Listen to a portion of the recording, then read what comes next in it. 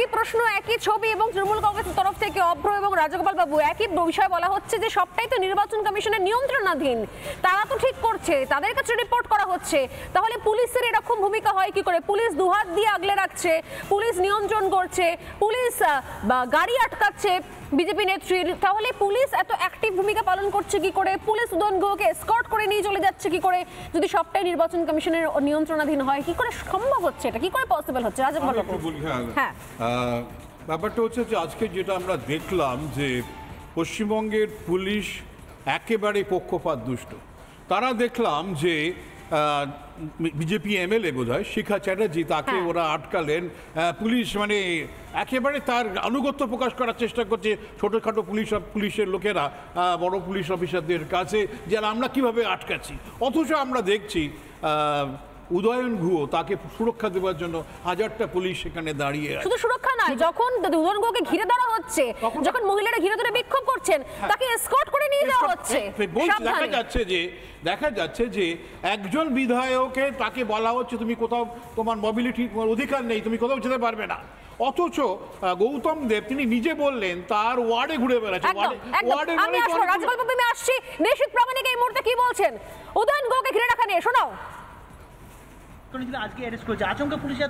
দেখুন, আমি বলবো যে পশ্চিমবঙ্গ পুলিশ সম্পূর্ণ দলদাস হয়ে গেছে, তারা সম্পূর্ণভাবে তৃণমূল কংগ্রেসের হয়ে কাজ করছে। এই ব্যাপারেও নির্বাচন কমিশনকে সক্রিয়তা দেখাতে হবে এবং পাশাপাশি উদয়ন গুহর যেমন আচরণ মানুষের সাথে করেছেন, ঠিক সেই আচরণ ফেরত পাচ্ছেন, তার রিপারকেশন দেখতে পাচ্ছেন। মহিলাদেরকে অসম্মানিত, অপমানিত, পুরো বাংলাটাকেই তো সন্দেশখালী মডেল বানিয়ে ফেলেছে তৃণমূল কংগ্রেস। মমতা বন্দ্যোপাধ্যায় একজন মুখ্যমন্ত্রী, আমার মনে হয় তার আগে যারা লিডার রয়েছে, তার যারা নেতৃত্ব রয়েছে, তাদেরকে শেখানো উচিত যে মায়েদের কখনো অসম্মানিত করতে নেই, কখনো যারা সাধারণ মানুষ তাদের কখনো অপমানিত করতে নেই। আজকে সেটারই রিপারকেশন দেখতে পাচ্ছেন। ত্রিস্তরীয় বলয় তৈরি করার কথা মমতা বন্দ্যোপাধ্যায় বলেছিলেন, সেই ত্রিস্তরীয় বলয় কি বুমেরাং হয়ে গেল তৃণমূলের জন্য? একেবারেই তাই। বলবো যে যেমন কর্ম করবে তার সেই ফল ভুগতে হবে এবং নিশ্চিতভাবে কুচবিহারের জনতা, এখানকার জাগ্রত জনতা পুরোপুরি তৈরি হয়ে আছে এবং আমি বলেছি না সকালে যে জনগণ প্রতিরোধ করবে আমাদের।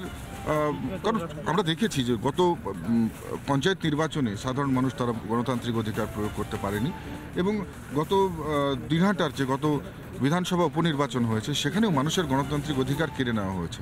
স্বাভাবিকভাবেই মানুষ আজকে গণতন্ত্রের উৎসবকে মহোৎসবের মতন করে পালন করছে এবং যেখানে যেখানে এই সমস্ত ঘটনায় যেখানে যেখানে গুন্ডামো করার চেষ্টা হচ্ছে, যেখানে যেখানে ভোট লুটের চেষ্টা হচ্ছে, মানুষ সেখানে প্রতিবাদ এবং প্রতিরোধ দুটোই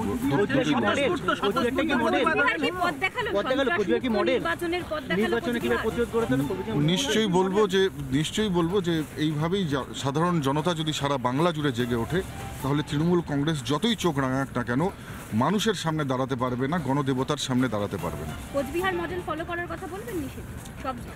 দেখুন, সেটা তো বাংলা কথা বলবে। ফার্স্ট ফেজের ইলেকশন, তো স্বাভাবিকভাবেই ফার্স্ট ফেজের ইলেকশন থেকে অনেক কিছু দেখে শেখার বিষয় আছে এবং অনেক যেগুলো আমাদের ভুলভ্রান্তি আছে সেগুলো থেকে আমাদের শিক্ষা নিয়ে আগামীতে এগোনোরও বিষয় রয়েছে। আমি যেমন নির্বাচন কমিশনকে বলেছি যে স্টেট পুলিশের উপর ডিপেন্ড করে যেখানে সেক্টরদের সঙ্গে স্টেট পুলিশ পাঠানো হচ্ছে এবং বিশেষ করে যে গলিগুলো রয়েছে, যে একেবারে জনবহুল এরিয়াগুলো রয়েছে, যে গলির মুখগুলো রয়েছে, চৌরাস্তার মোড়গুলো রয়েছে, প্যাচেস, ছোট ছোট প্যাচেস যেখানে মানুষ যেটা দিয়ে গিয়ে ভোটটা দিতে হবে, সেই জায়গাগুলোকে আরও বেশি করে পেট্রোলিং এবং কাভারিং করতে হতো। স্টেট পুলিশ যেটা করেনি এবং সেন্ট্রাল ইলেকশন কমিশন যে স্টেট পুলিশের উপর এই ব্যাপারটায় ভরসা করেছে। আমি বলবো যে রুট মার্চ, এরিয়া ডমিনেশন এবং সেই সঙ্গে সঙ্গে সেন্ট্রাল ফোর্স যাতে সঠিকভাবে তাদেরকে ডিপ্লয় করা হয়, পুলিশ যাতে তাদেরকে মিসগাইড করতে না পারে, এই বিষয়টার দিকে বিশেষভাবে লক্ষ্য দেওয়া উচিত। কারণ সেন্ট্রাল ফোর্সকে মিসগাইড করতে এখানকার স্টেট পুলিশ সিদ্ধহস্ত। সেটা কিন্তু আমরা গত পঞ্চায়েত নির্বাচনে দেখেছি।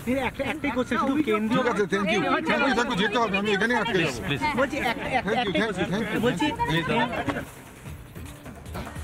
আমি বিরতি নেব, তো একটু খুব সংক্ষেপে জাস্ট 10 সেকেন্ডের জন্য অভ্রর কাছে আসবো। অভ্র, বারবার করে যে বলা হয় যে সবটা নির্বাচন কমিশনের নিয়ন্ত্রণাধীন, তাহলে কি করে হচ্ছে? স্টেট পুলিশ তো ইনস্ট্রাকশন দিচ্ছে সেন্ট্রাল ফোর্স, তাহলে সেন্ট্রাল ফোর্সকে তো সম্পূর্ণ মিসগাইড করা হচ্ছে। আসল যেগুলো অশান্তির জায়গা সেগুলো স্টেট পুলিশ নিজে চলে যাচ্ছে এবং নিজের মতো হ্যান্ডেল করছে। একদমই তাই। আর স্টেট পুলিশ কিন্তু হ্যান্ড ইন গ্লাভ এই তৃণমূলের গুন্ডাদের সঙ্গে। উদয়ন গুহ তো হচ্ছেন আমাদের শেখ শাহজাহানের পিস্তত দাদা। উনি সে সময় কি বলেছেন, তখন কি বলেছিলেন শেখ শাহজাহানকে, যে রাতের একটা কোনো সময় কি ভোরের একটা কোনো সময় তো দুষ্টুমি করে, অন্য সময় দুষ্টুমি হয় তা তো আমি জানি না। আজকে কি তিনি হাতে অবস্থা? নাতে উত্তরটা পেলেন। বাংলার মা বোনেরা এই অসম্মান আর মানবেন না। আর একজন মহিলা একদম ঠিক বলেছেন, উনি লেজ গুটিয়ে পালিয়েছেন। আমরা একদমই জানি তাই। গরু ছাগলরা রোদ পোয়াতে বেরোয় এই গরমের মধ্যে। আমি জানি না উনি কি উদয়ন গুহ রোদ পোয়াতে বেরিয়েছিলেন, তারপর লেজ গুটিয়ে পালালেন।